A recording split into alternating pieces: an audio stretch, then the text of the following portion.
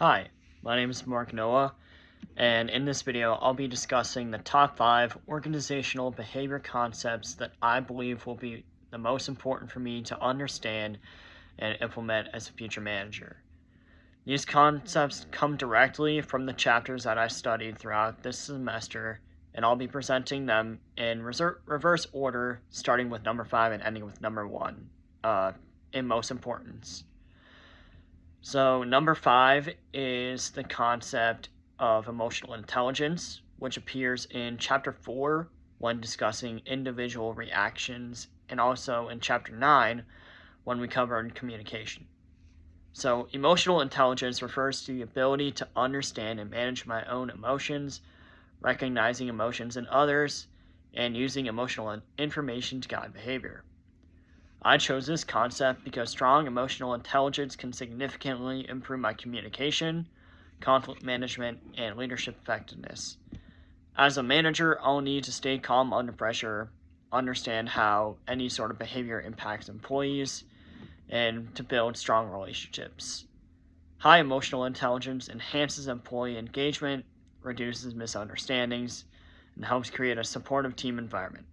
And without it, communication would really break down quickly and workplace morale would go pretty bad. And that's why emotional intelligence earns number 5 spot on my list. Number 4 is motivation, especially the job characteristics model from chapter 6. Chapters 5 and 6 explain why people behave the way that they do at work and how managers can design jobs that create meaningful and intrinsically motivating work. I believe motivation is essential because the manager's success depends heavily on the performance and enthusiasm of their team. In particular, the job characteristics model, which focuses on skill, variety, task significance, autonomy, and feedback, it provides a blueprint for creating high-quality jobs that inspire employees to put in their best effort. When people are intrinsically motivated, performance increases, commitment rises, and dysfunctional behaviors like absenteeism or disengagement goes down. And in my future career, I want to design work environments where people feel challenged, supported, and proud of what they do, which is why motivation to me is number 4. Number 3 is communication, specifically active listening, which we covered in chapter 9. Communication is key, and that's why it's a cliche for a region. It is also the foundation of leadership, teamwork, conflict resolution, and organizational culture. Managers who cannot communicate clearly often struggle to motivate employees, set expectations, or build trust. Active listening is especially important because it shows employees that their thoughts and their concerns matter. It helps prevent misunderstandings and build stronger relationships. As a manager, being a good communicator means choosing the right channels, providing clear feedback, and listening without interrupting or forming premature judgments. And this concept is critical because poor communication is one of the top causes of workplace conflict, low morale, and employee turnover. By sharpening my communication skills, I'll be able to enhance performance, increase engagement, and foster a more collaborative environment. And that's why communication is number 3 for me. Number 2 on my list is transformational leadership, and it's found in chapter 12. Transformational leaders inspire others, they create a strong vision, and encourage employees to grow, innovate, and exceed expectations put on them. I chose this concept because today's workplace demands adaptability, creativity, and high levels of engagement, and transformational leadership is one of the most effective ways to achieve all of that. Rather than simply managing tasks, transformational leaders motivate people by connecting their work to meaningful values and a bigger purpose. And as a future manager, I want to adopt a transformational leadership style that can help me build trust, empower people, and create an environment where people feel encouraged to contribute ideas and take initiatives in their work. And this kind of leadership promotes citizenship behaviors and reduces dysfunction in work by creating a positive shared vision with everyone.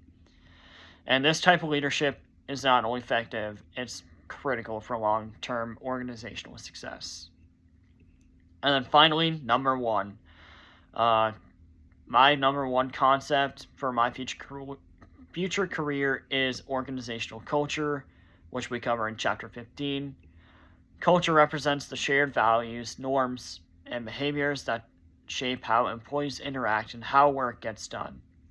It influences everything from motivation and engagement to performance and retention.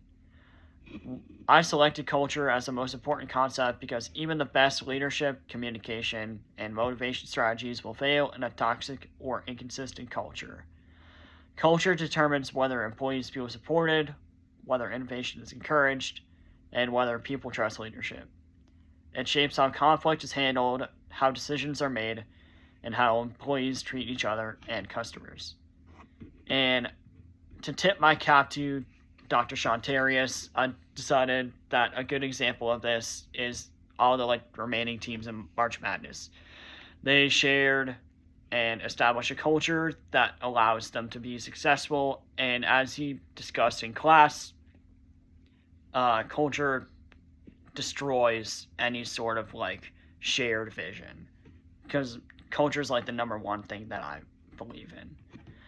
And as a manager, I want to help build a culture that's positive, ethical, supportive, and performance driven.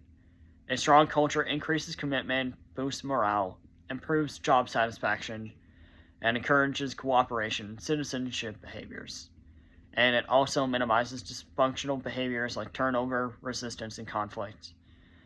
Culture is king, and it is the foundation that holds everything else together. And that's why it's number one for me. And all these different concepts are key for organizational behavior principles that I believe in and that will be most important in my career as a manager. And understanding and applying these concepts will help me create a positive environment, improve employee performance, and to lead more effectively.